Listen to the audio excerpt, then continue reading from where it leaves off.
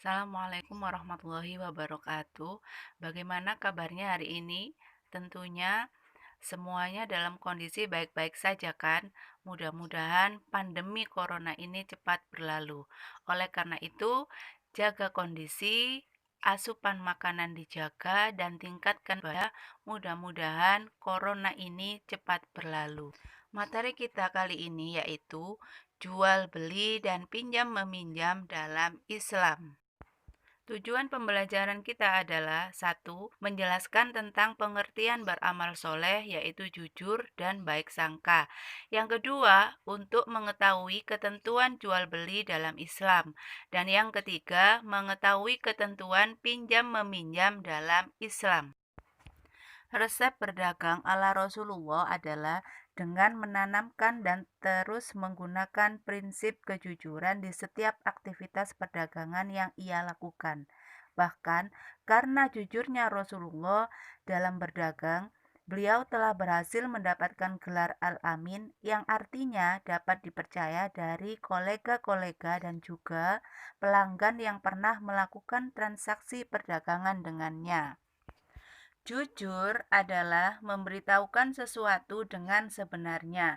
Seseorang dapat dipercaya oleh orang lain jika perbuatan dan perkataan sesuai dengan keadaan yang sebenarnya.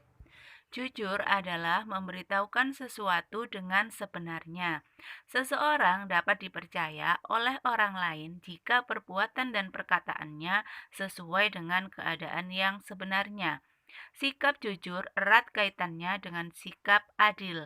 Artinya, keadilan adalah buah dari sifat jujur, dan keadilan diwajibkan oleh Allah untuk ditegakkan sebagaimana firman Allah dalam Al-Quran Surat An-Nahl ayat 90.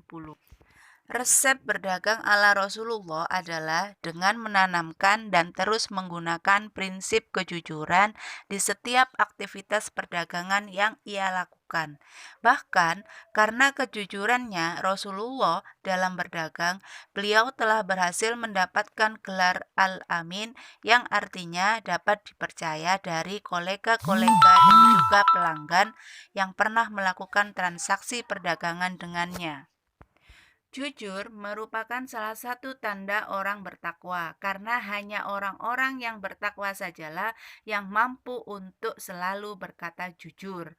Sebaliknya, jika kita sering bersama dengan orang yang suka berdusta, maka kita pun akan berdusta dan menganggapnya sebagai hal yang biasa. Jual beli berasal dari kata al-bai yang berarti jual dan asyiro yang berarti beli. Sedangkan menurut istilah, jual beli adalah pertukaran harta tertentu dengan harta lain berdasarkan keridhoan antara keduanya. Menurut para ulama, jual beli dihalalkan berdasarkan Al-Quran surat Al-Baqarah ayat 275. Wa ahallallahu al-bai'a wa harramar riba. Dan Allah telah menghalalkan jual beli dan mengharamkan riba. Ada beberapa hal yang harus kita ketahui yang berkaitan dengan jual beli agar jual beli yang kita lakukan itu adalah sah.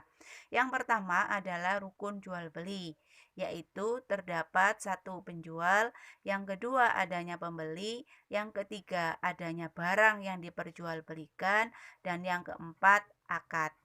Untuk syarat-syarat sebagai penjual adalah syarat-syarat sebagai penjual ataupun pembeli adalah satu, berakal sehat. Yang kedua, mampu untuk memilih. Dan syarat barang adalah satu adalah suci. Yang kedua, bukan artinya suci bukan barang yang haram. Yang kedua, barang itu dapat dimanfaatkan. Dan yang ketiga, hak milik orang yang berakad. Yang keempat, mengetahui kualitas barang. Akad atau ijab kabul di sini adalah bisa bermakna kerelaan antara kedua orang, yaitu antara penjual dan pembeli. Di dalam akad atau ijab kabul tidak ada kata-kata khusus.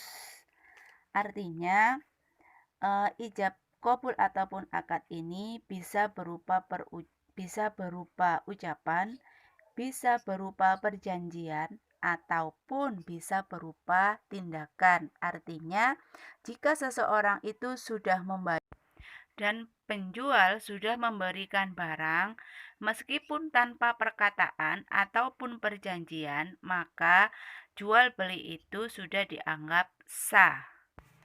Agar jual beli yang kita lakukan itu sah, maka harus memenuhi rukun dan syarat jual beli yang tersebut di atas. Selanjutnya adalah pinjam meminjam atau aria. Menurut bahasa, aria adalah pinjaman. Sedangkan menurut istilah syar'i, aria adalah memiliki manfaat secara cuma-cuma. Aria adalah perbuatan yang diperbolehkan dalam Islam berdasarkan surat Al-Maidah ayat 2, yaitu wa ta'awanu 'alal birri wat taqwa wala ta'awanu 'alal ismi wal udwan, yang artinya tolong menolonglah kamu dalam kebajikan dan takwa, dan jangan tolong menolong dalam perbuatan dosa dan pelanggaran. Seseorang yang mengambil manfaat dari barang aria atau meminjamkan berkewajiban menjaga atau memelihara barang yang dipinjamnya seperti amanah yang telah diberikan oleh pemilik barang. Misalnya, kita meminjam buku, maka sebagai orang yang meminjam, maka kita harus menjaga buku itu dengan baik-baik, jangan sampai rusak dan seperti sedia kala. Ketentuan dalam aria, yaitu rukun dan syarat aria. Di antaranya adalah ijab dan qabul. Artinya seseorang yang meminjam itu haruslah ia adanya ijab dan qabul terlebih dahulu. Yang kedua, yaitu yang disebut dengan mu'ir, artinya orang yang menghutangkan atau meminjam.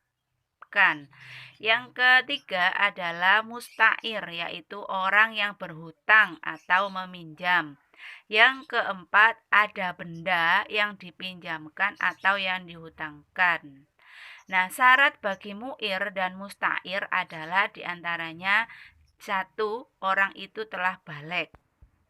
Yang kedua, berakal.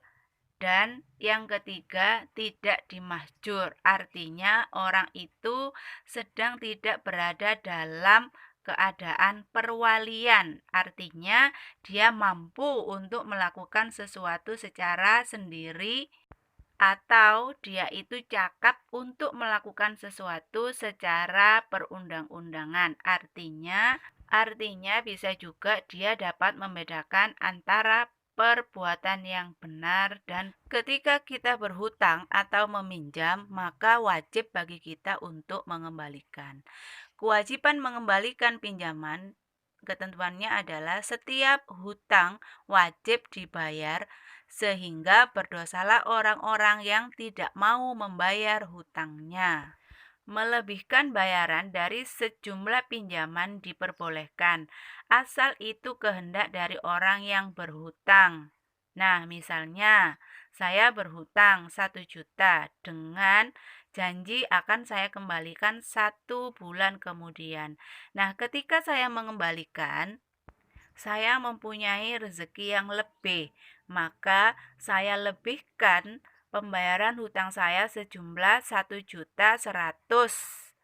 Nah, ini adalah boleh karena tidak ada perjanjian sebelumnya untuk menambahkan hutang yang saya bayarkan sejumlah 100.000.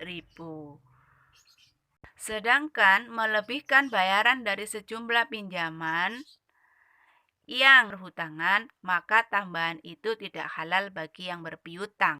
Dan yang demikian itu termasuk riba, karena di dalam akad perjanjian perhutangan sebelumnya telah terjadi kesepakatan atas penambahan pembayaran hutang. Ada beberapa larangan dalam jual beli, di antaranya adalah satu, kedua, mengawetkan barang-barang yang dikonsumsi dengan bahan-bahan yang berbahaya. Yang ketiga, melakukan pemalsuan barang yang diperjualbelikan. Yang keempat, mengurangi takaran timbangan, ukuran, dan nilai barang yang dijual. Intinya, ketika kita melakukan kegiatan jual beli, kita harus jujur dan adil. Demikian materi pembelajaran kita kali ini. Sampai ketemu lagi pada pertemuan selanjutnya. Assalamualaikum warahmatullahi wabarakatuh.